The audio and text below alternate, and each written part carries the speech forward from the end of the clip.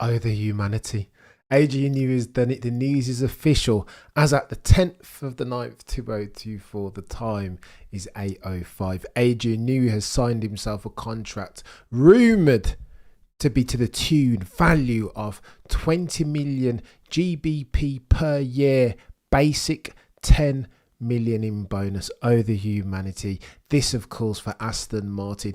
Lawrence Stroll has pulled it off. He has signed himself a technical super team reminiscent of the Galacticos back in the days when Real Madrid had Figo, Ronaldo, Beckham. This is chaos, and the ramifications, of course, wide-reaching as far as the competitive landscape in this sporting endeavour that we call the one, the Fs. And I've been unpicking it all day, listening to interviews, hearing Adrian Newey's reaction, listening to what Ted Kravitz has to say also, and listening to Adrian Newey on the High Performance podcast. And I've pulled at the threads and have this summary here to present to you. Joanna, you're a legend.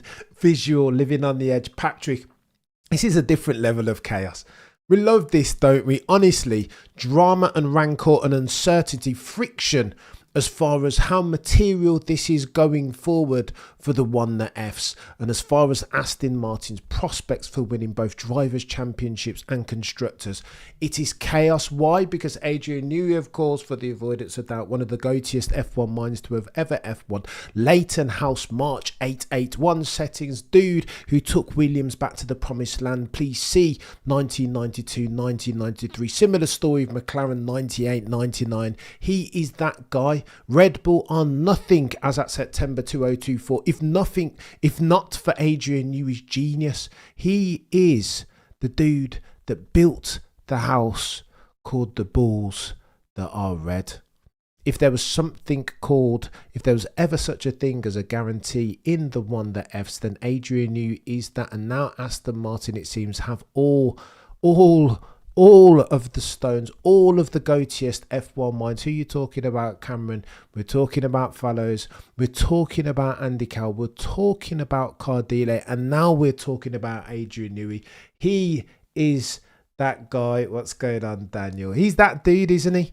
He is that dude. But some have said that 30 million for a 65-year-old who is doing his final tour, who has circa 5 years left in the sport, might not be good value for money. Who are you talking about, Cameron? Well, of course, we're talking about all the other teams. But before we get to that, let's talk about what Adrian Newey has become as far as Aston Martin. What did they need to do to get him? Well, he's now a shareholder of Aston Martin F1. So too, is he a technical partner? What does that mean? Well, he's going to be an overseer. Craig Slater, very apropos, described Adrian Newey, one of the greatest F1 minds to have ever F1'd, as an adjuster in real time. He's not going to be the dude building the car necessarily, but he's going to be the one that rights the ship. Ironic, given what we know Red Bull Racing need at the moment is a writer of ships, a troubleshooter, a guy capable of stepping away and seeing the wood for the trees, a blue sky thinker of an F1 mind. And Adrian Newey is nothing if not that. As far as Aston Martin's ability, Pope, you're a legend. Welcome to the club, sir. As far as Aston Martin and Lawrence Stroll's genius, his ability to get that deal over the line, it's twofold because there are push and pull factors in this. Aston Martin, of course, laid out the deal with the most zeros on the end of it, and that, of course, has to be a factor. Adrian Newey isn't necessarily money driven, but if you're going to lay a deal that says 30 million, of course, Adrian Newey has to take that seriously. For the avoidance of doubt, none of the other teams, not Mercedes, not Ferrari, not McLaren, were prepared to pay that much, as brilliant as Adrian Newey is. Why? Well, because of the aforementioned 65 years old. How many years are you going to get out from the dude in real time? You know, you don't offer multi-year contracts to dudes that are that old, particularly not drivers. Please see Sir Lewis Hamilton and the reason why he's leaving the boys and girls from Brackley and Brixworth, because they wouldn't give him a multi-year deal. 1+1. A 1 year built-in and a 1 year option. That's what Lewis Hamilton was offered, and that's why ultimately he didn't take up the option and decided to go over to Scuderia Ferrari, Maranello settings, guys and girls who valued him sufficiently at the ripe old age of 39, soon to be 40 years old, to where they prepared to offer him a multi-year contract, give him an ambassadorial role. But this, for the avoidance of doubt, isn't conventional. Even though Adrian Newey is, of course, not a driver, he's an F1 mind, and aerodynamics is the greatest one that we've ever seen in Formula 1. But yet and still, to give that dude a 5-year contract is a gamble. But that only goes to show exactly how much Lawrence Stroll wanted him. And again, structure that deal in such a way to make it attractive. Technical partner, overseer of those underneath him, interacting with Cowell and the others. Do you know what I mean? Enrico Candile, they will report to Adrian Newey. He will be the puppet master, the holder of the red pen, rewriting that ship as and when it needs to. The only person to whom Adrian Newey will report is one Lawrence Stroll, and that matters. Adrian Newey doesn't want to be a minion, and I feel as far as he's leaving Red Bull, he's becoming a minion. Him being discredited in real time will have something to do with that, and he spoke to this as much today in his numerous press tour interviews. But you know, because Newey, for the avoidance of doubt, he said as far as his staying in the sport that he would need to make a difference. And again, could you argue that going to Scuderia Ferrari that he wasn't going to be the one to make the difference make it indeed? Absolutely. McLaren, similar thing.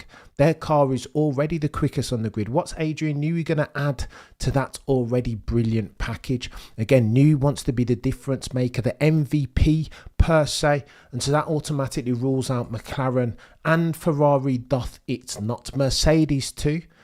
And we know already that Adrian Newey doesn't fancy himself rolling up to one Toto, the boy who cried wolf, saying that Toto, as far as a racing mind, isn't sufficient, that they are misaligned in their thinking and their approach to racing. Oh, the humanity. I say that to say this. Newey didn't want to join us an already successful team because he likes the challenge, wants to be the difference maker, wants to be the MVP. And therein lies some of the credit story that Adrian has spoken to, right? Over the past couple of months, you've heard on a gazillion occasions Christian Horner talk all this stuff about we have a team that's capable of operating independent of one Adrian Newey, that we can't give him all the credit. Now, of course, there's agency in Adrian Newey saying that because he wants to stem the tide on the churn. What he can't have, the worst case scenario, if Adrian Newey is already leaving, therefore, he can't have the other chaps following him out the door. Who am I talking about? Pierre Vacher, of course. Enrico Balbo, of course. Why? Because Lawrence Stroll, so fervent, so relentless in his pursuit to assemble this god-tier mechanical and aero and technical team around Adrian Newey, at the head of it, was throwing figures out to those two. Both of Pierre Vacher and Enrico Balbo, Red Bull racing aerodynamic and technical minds. He wanted them two to come over with Adrian Newey, and in doing so, weakening Red Bull to the equivalent effect that he is strengthening Aston Martin. Double whammy, 6-point game if you understand the footballing term, and not a 6-pointer if you understand the footballing terminology. You're weakening Red Bull as much as you are strengthening Aston Martin. That was Lawrence's ploy. Ultimately, though, Christian had to big up those two, Pierre Vacher and Enrico Balbo, to make sure they stayed.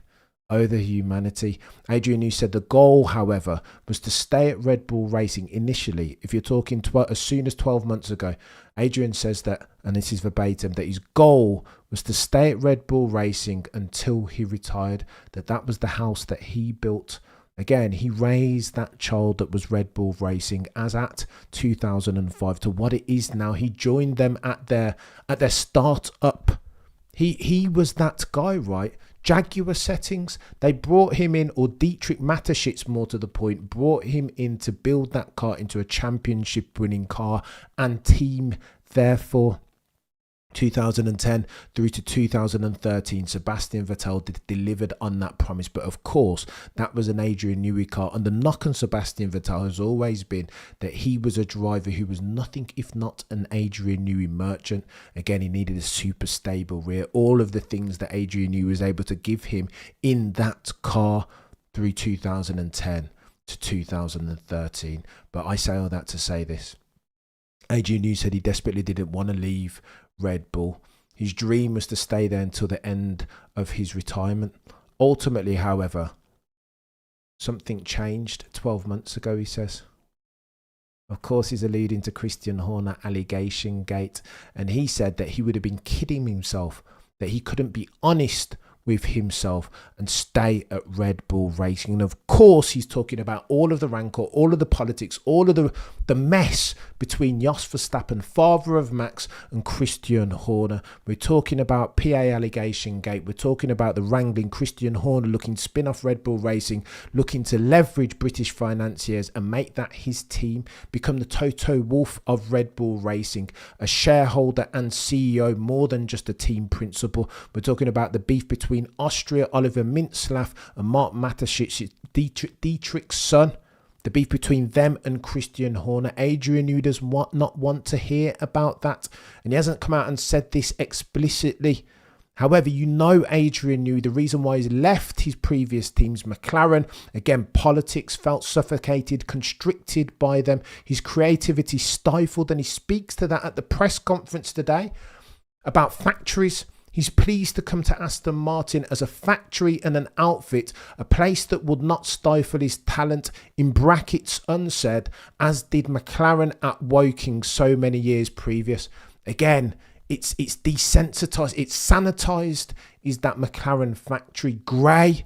Both literally and euphemistically, I mean that. And Adrian Newey alluded to that at the press conference today, that he wouldn't go back to McLaren because it was so suffocating for him when he was there in the first instance, 1998, 1999 settings. Adrian Newey continues that the dream, however, going forward is to go through to his 70 years old, 5 years time, and that's how long his contract, the tenure of his contract, even a $30 million pound contract even, that he wants to continue, and then at the age of 70 become a consultant, take his hands off of the reins, direct, become a puppet master for real, because when asked the question, and again this is where it gets techie, destroy Red Bull, how, Cameron? Well, here's how.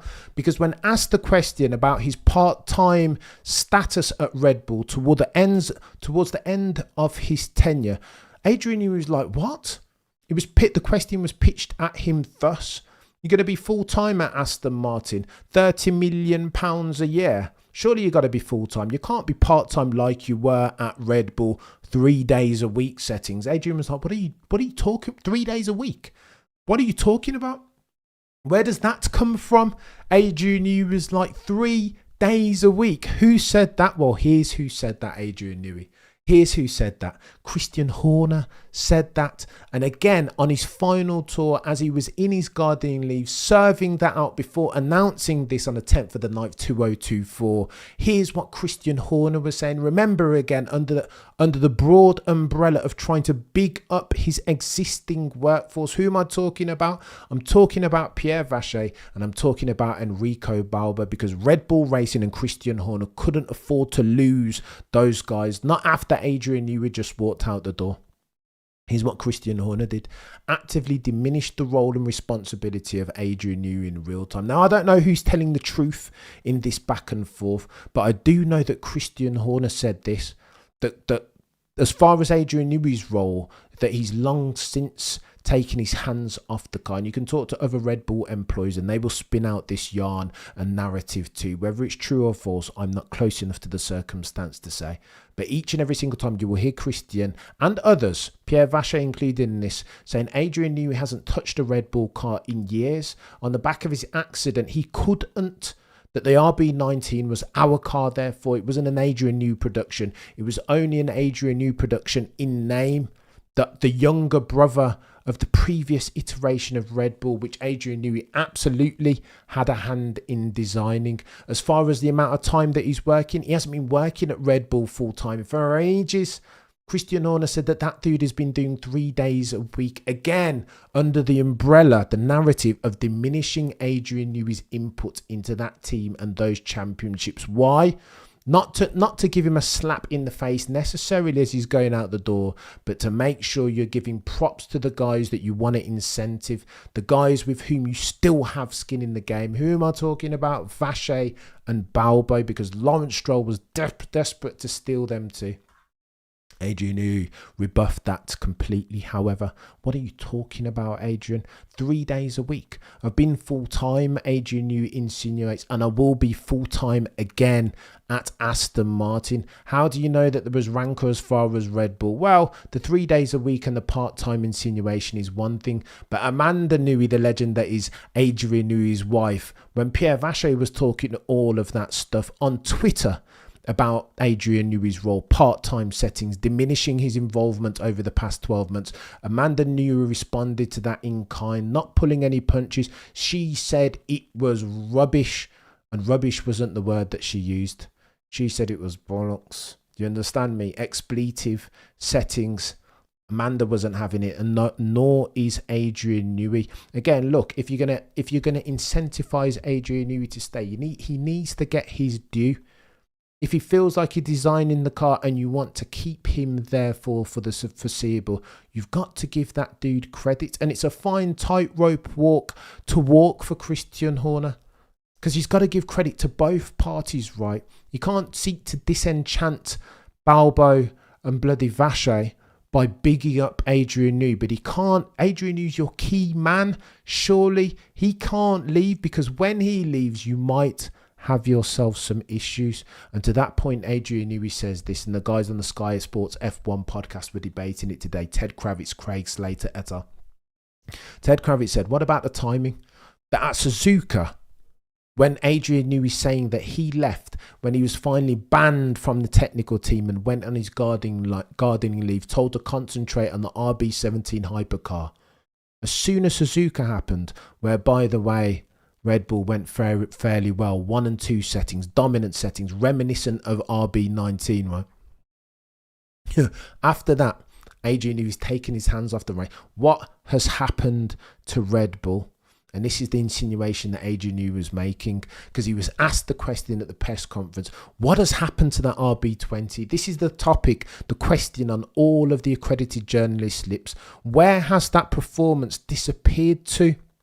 The RB20 is nowhere now as compared to McLaren. McLaren being ostensibly the quickest machine on the grid. What's happened, Adrian, to your car? Adrian, you did one of these, mate. No hablo inglés. I don't even... What are you talking about? Last time I touched the car when I was involved in the technical conversations at Red Bull Racing was Suzuka, and we were dominant then. Since then, I haven't been involved, and the performance has done what it's done. I don't know, chap. I couldn't advise you. Could Adrian Newey be in? Were he in those meetings? Could he fix for the not insubstantial multitudinous ills of that RB20 car? Possibly. This is barbershop talk and the stuff of hypotheticals. We won't know, but it seemed, per his tone, Adrian Newey seemed to insinuate that he has nothing to do with the ills and the travails, the downside that we've seen ostensibly in the performance of the RB19. Why? Because he hasn't been there and he hasn't been involved in those meetings, subject of course to the gardening leave and contractual terms. Oh, the humanity. This is chaos. I feel like Adrian Newey was killing them, you know. Destroy them how? Cameron, I hear you say, and he expounded. This wasn't it, by the way. There's a very famous Jay-Z lyric in Lost Ones, by the way, for you rap fans out there, where he says, Mother trucker say you made hoves say okay, so make another hove. This is Jay-Z reaching out to Dame Dash saying, you think you made Jay-Z? If you made Jay-Z, go out there and find another one and make another Jay-Z. You think you're Leonardo? You think you can paint the Sistine Chapel? Well, grab yourself a paintbrush and an easel, therefore, Pierre Vacher and Enrico Balbo, and make yourself another RB19. If you are those guys that are good enough to do this by yourself, as you're insinuating and have been insinuating in the press and media, that you, as a team of aerodynamicists and technical and mechanical minds, if you can do that independently as you're making out, then now's your time. This is what Adrian Newey is saying. I'm almost quoting that dude.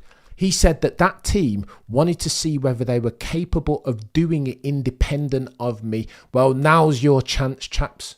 Challenge accepted. Copy. Roger that. Take it. Take your medicine now. Now that the car's struggling, now that it's not working, there's fundamental flaws and the bloody balance, Max Verstappen is complaining about it each and every single time. Now go and solve for it. Challenge accepted, Adrian Newey is saying, and here's how he's destroying Red Bull with kindness. Again, he's not saying it with the verve and as vehemently as I am, but that's what he said. What are you talking about? I wasn't there for RB19 and RB20. Well, go on then. I'm not there now. Fix your car. Fix your fudging car. To throw back Christian Horner's words on Drive to Survive, to use them back at him. You're a legend. Thank you so much, you're too kind. Does this change future drivers' market post 2020? Absolutely. How can it not? Max Verstappen will be looking at the pairing. Adrian Newey, Lawrence Stroll with infinite financial resources behind him. Aramco 2.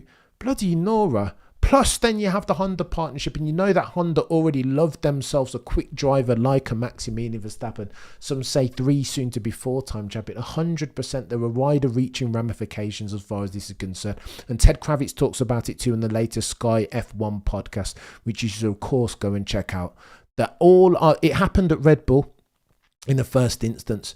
Nobody took Red Bull seriously as an energy drinks company, but as soon as Adrian Newey crossed over and went there, that was the big stamp of approval. That made them an F1 team proper. Well, if Adrian Newey's going over there, then do you know what I mean? Maybe I need to get on side too. That's what some of the greatest F1 minds were thinking then in 2005 when Adrian joined the Red Bull, the Bulls that are red. And that's what some of them will be thinking now, looking at Aston Martin, trying to suss out their prospects as future race winners and championships. Mention no names, one Maximilian Verstappen. This, ladies and gents, is some proper chaos as far as a levelling or skewing, affecting materially the competitive landscape as at the 10th of the 9th, 2024, and there is more. It's chaos. Speaking to that levelling of landscape, Adrian was asked on the High Performance podcast by Jake Humphries, legend of Formula One broadcasting, how quickly do you think you can turn this around? Because when you're talking to the likes of James Vowles, they'll have a timeline. James Vowles has talked about podiums as soon as 2028, and I feel like that might be a tad optimistic. Because when Tad Kravitz and Craig Slater were chopping it up, they talked about the options they talked about the options and the prospects that were presented by other teams. We've spoken about Adrian not wanting to go to a team that's already successful. But you can argue that Alpine and Williams as options, and they were being discussed as options at some point, are potentially too far the other way. Ted Kravitz says that Williams is a 10-year project, right? But Adrian Newey will be retired by that point. He wants to go to a team that he can turn around within that 5-year tenure.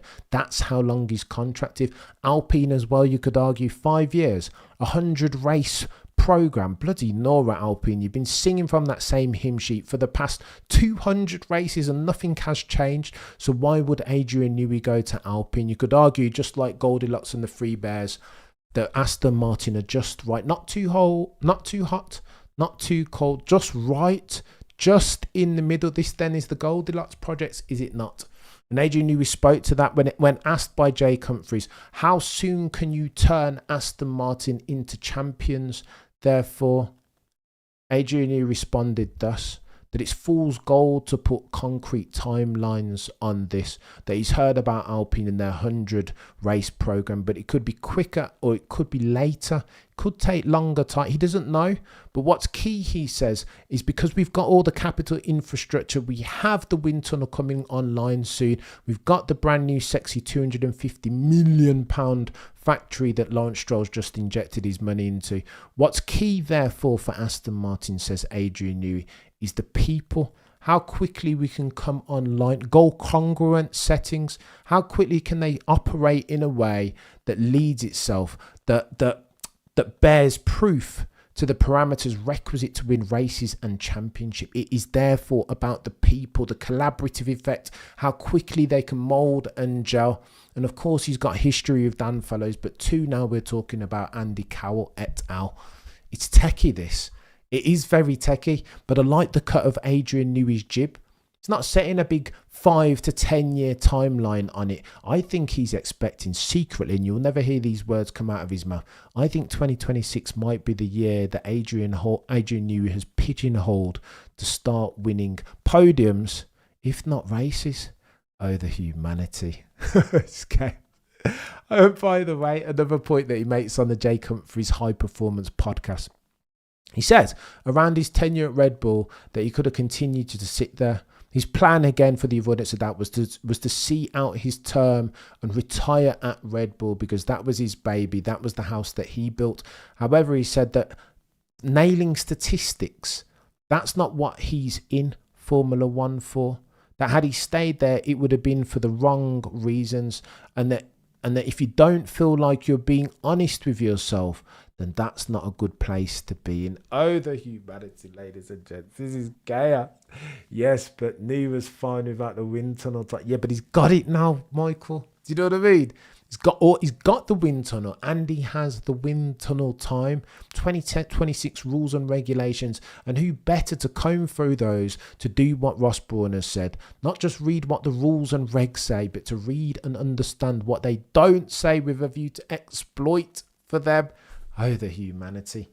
Ted Kravitz on the Sky Sports F1 broadcast had some things to say as well, posing the question whether Adrian Newey could fix for that car. Barbershop talk, we will never know, but it's an interesting question, particularly when you're talking about fiddle brake, inertia valve, torque steer settings, particularly when you talk about the timing of the drop-off of the performance, or at least, of McLaren catching up the bulls that are red.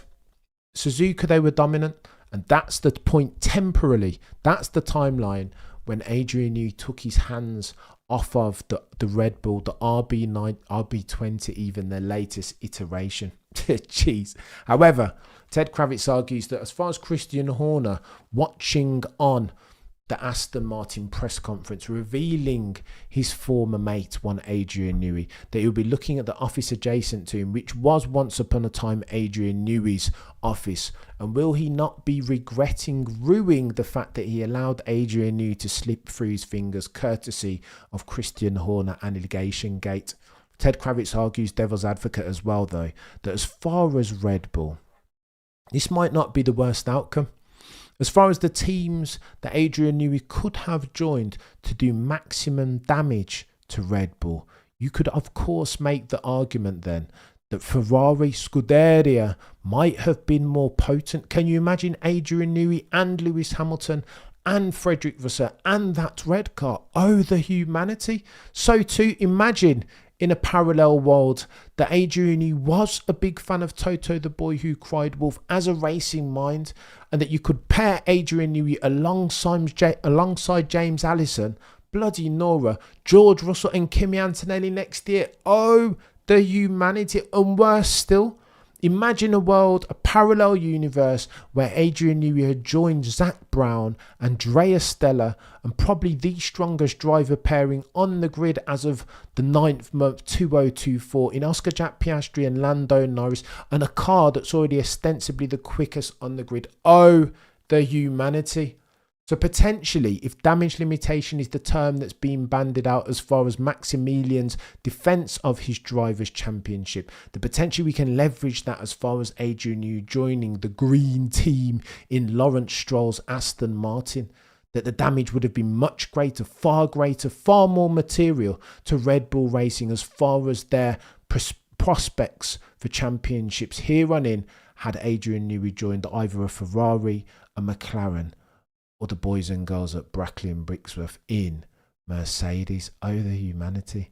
Chaos. Too much chaos. Again, they discussed whether Newey could have potentially solved or stopped the travails of that RB20 happening in the first instance, because of course prevention is better than cure now. How has it got so bad at Red Bull? They keep upgrading and doing this random warp thing, not deliberately iterating for lap time now. They're doing what Mercedes have been doing all along. I can't believe those words are coming out my mouth.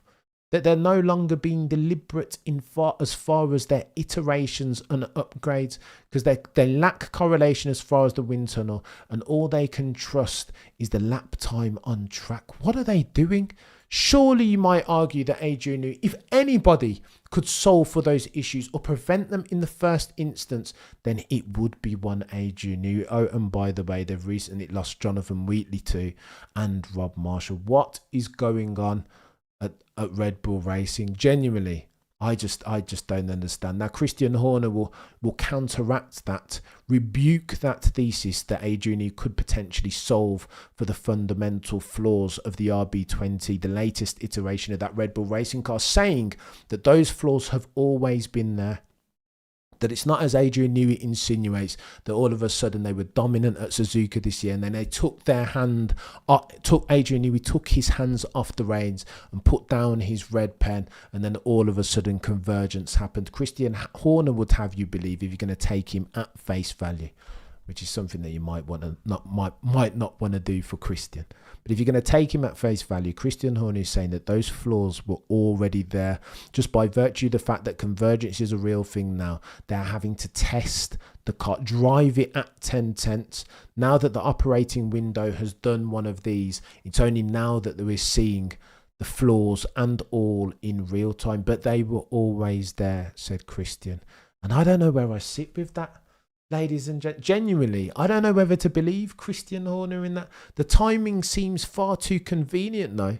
Genuinely, Suzuka happens, Adrian Newey gets banned from all of the technical meetings by virtue of his sabbatical gardening leave settings. Why? Well, because Christian Horner and Red Bull Racing, more pertinently, don't want him taking secrets to his next team, and that makes sense. However, surely you want to have him on those meetings with a view to troubleshoot for the not insubstantial, now multitudinous, fundamental flaws of that RB20 car. Oh, the humanity. Honestly, it's too chaotic. Turtle, if he's such a smart business, then he's blinded by Lance's poor form. You know what? And Ted Kravitz spoke about Lance Stroll as well, and he said something that surprised me. I was like, the sacrilege, what are you talking about, Ted Kravitz? Ted said on Lance Stroll that he's like Lewis Hamilton. Bear with me. It's chaos. It's Ted Kravitz saying this, not me. My eyes are watering again at the sacrilege that I'm about to spout. Ted Kravitz said this. Lance Stroll is the driver. Again, he's brilliant in the wet, right? He's the driver that needs perfect circumstances as far as the machinery underneath him, and then he's as good or as quick as anybody. Ted Kravitz's words, not mine. I swear to you. Go and watch the Sky Sports F1 podcast, the latest iteration, and that's exactly what he said. And I'm not buying what Ted Kravitz, the usually dependable Ted Kravitz, is saying there. Ill-advised was that characterization at best from Ted Kravitz. Yeah, he's all right. Lance Stroll has been doing decent of late against Fernando Alonso, one of the goatiest ones that we've ever seen at the ripe old age of 42, 43 years old. But one swallow does not a summer make Lance Stroll, you got to do better than that, chap. Consistency setting. This is the criticism that I always leverage against at Charles Leclerc's door, right? Modern day journalism settings. You can't just be a single race at Merchant and expect to get credit from some die-hard, grizzled F1 vets. Greybeard settings. Lance Stroll needs to start tallying up these good performances if indeed we're going to characterise him in that way, that he's as quick as anybody on the grid. Behave yourself, Ted Kravitz. Make an SH1TU not. Sir, that's exactly what he said. You're an absolute legend. Jonathan Weasel was the reason Lewis lost his 8th title. Go on then, Pope. Let's talk about this very briefly. Look, again, I've said this a couple of times, but I'll say it again for the avoidance of doubt. Look, if I'm going to war, I want Christian Horner next to me in the trenches. If I'm picking from team principles, existing ones on the current grid, I'm taking Christian Horner every single time. Dependable. Again, he won't. There's no lengths to which he will not go as far as a team principle if you are the guy alongside him in the trenches. Whereas Toto Wolff will pull punches. Sports etiquette, the hows and the whys are more important to Mercedes and the boys and girls at Brackley and Brixworth than the whats. And that's techie, right?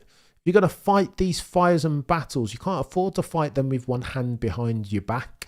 And Toto Wolff is that guy in that sense. Christian Horner won that, and I'd put Jonathan Wheatley in there. I heard once upon a time that somebody said that Red Bull Racing as a team, that they race hard, and Jonathan Wheatley characterised that approach. Give him to me. I want Jonathan Wheatley and Christian Horner on my team. What if we're going to battle? If we're in the trenches? Nah, Pope. Of course, Jonathan Wheatley, you can't blame him for turning around his baseball cap and getting in the face of the soft, vulnerable underbelly that epitomises the regulatory capture of the FIA. Of course, that's what you're supposed to do, Pope. Like, what are we doing? I hear your point, Pope, and you're not wrong necessarily, but there's a domino effect in that. If you're saying that Jonathan Wheatley was the first domino, cool, but if you're saying he's 100% of the cause that was the polemic that was Abu Dhabi 2021, I've got to disagree with you. I don't buy Ted. Not on Lance. And Ted normally bats 1,000, to be fair. But on Lance Stroll, I think he's way off the mark. I will be honest with you. Visual 500 mil a year spent on Merck pre-cost cap, embarrassing on-track manager. Yeah, Merck haven't been fantastic, mate. But just to be fair to them, and again, I've been disparaging about Toto the boy who cried wolf of late. But I mean, they're making progress. They are making progress, courtesy of a cheek of fiddle break and a flexi front wing, allegedly. But do you know what I mean? They are making progress of late, but I've never seen anyone so depressed about being an F1 grid as I know he's the incredible sulk, isn't he, Turtle? What are we doing? The Pope will back Lewis all the way in the Ferraris.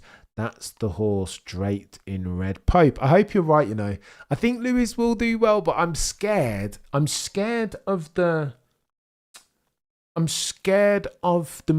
goalpost, the automotive Rubik's Cube, the problem that Charles Leclerc poses to Lewis Hamilton at the age of 40 years old. Because if there's something, look, over the course of a race distance, equal machinery, George versus Lewis, you go Lewis or George. You go Lewis every time, don't you? Such as his racecraft and his tyre management, etc., etc.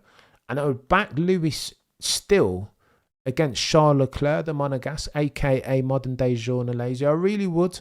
And listen, I might be barking up the wrong automotive pugilism tree here, but I would back Lewis Hamilton in race pace, but qualifying as at 2025 and 2026 they're running is always going to be bloody important. So if we're doing F1 maths for a second, and this isn't me nitpicking, but rather truth saying, if we're doing the F1 maths in earnest, how can Lewis be getting roundly beaten by George Russell, King George Russell, first of his name, Kings Lynn Norfolk? Put some respect on there. How can he be getting beat by George so roundly, so comprehensively, and then us expect him to beat in qualifying Charles Leclerc, who most aficionados agree is much quicker, or quicker at least, than George Russell, first of his name? That's the question, non-rhetorical one. I don't know the answers, but I as a Sir Lewis, Carl Davidson, Hamilton fan, I am concerned about it's the qualifying piece next year. That's what, not in race.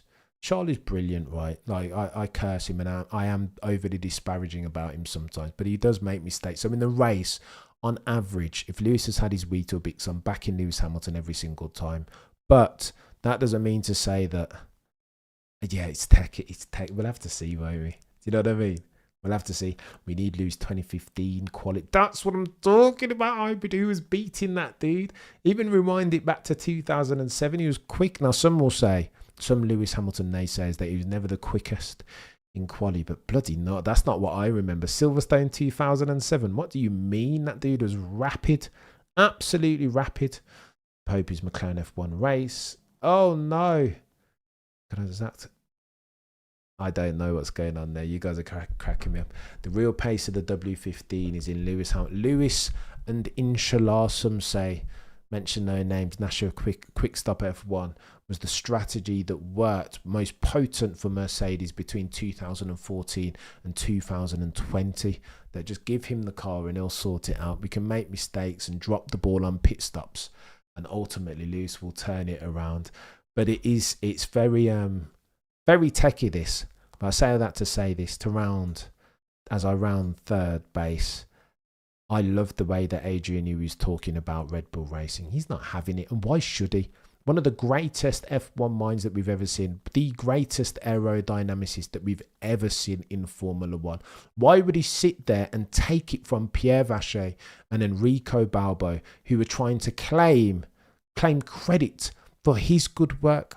All of these cars are iterations, and he said it again on the High Performance podcast. The RB20 is simply an iteration of the RB19, right?